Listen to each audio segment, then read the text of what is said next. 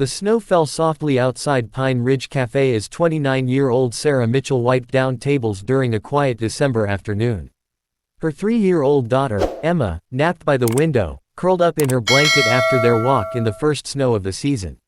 Life hadn't been easy since Emma's father walked out, but Sarah worked hard, grateful the cafe's owner let her bring Emma along when daycare was closed. That afternoon, an elderly man came in, silver-haired and frail, paying for a small black coffee with coins. His name was Frank Donovan. Sarah noticed how he warmed his hands around the cup, stretching out his time inside as if he had nowhere else to go. When Emma woke, she wandered over to him and asked, with childlike honesty, "Are you hungry?" Though embarrassed, Frank admitted little. Sarah, moved by her daughter's words and Frank's quiet dignity, brought him a warm meal under the pretense of Community Day.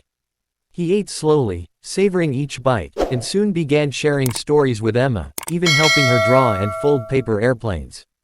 Sarah learned he was a retired teacher whose pension had vanished, his savings consumed by his late wife's medical bills. Still, his love for words and teaching shone through as he encouraged Sarah to keep reading with Emma. For the first time in a long while, Frank felt useful again. Hours later, the cafe door opened and a well-dressed man entered, searching urgently. He was Frank's son, Michael, relieved to find his father safe but troubled by what he saw. He thanked Sarah for her kindness, realizing she had fed and cared for his father without expecting anything in return. When he tried to pay, Sarah refused, saying Frank had already given them something priceless, his wisdom and companionship.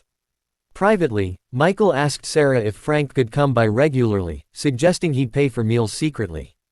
Sarah instead proposed that Frank help with after-school storytelling and homework, a role perfectly suited to him.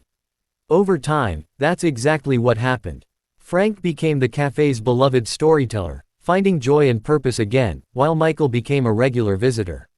What started as a child's innocent observation and a mother's quiet kindness grew into something unexpected, a chosen family. Emma's crayon drawing of a happy home with plenty of food proved prophetic.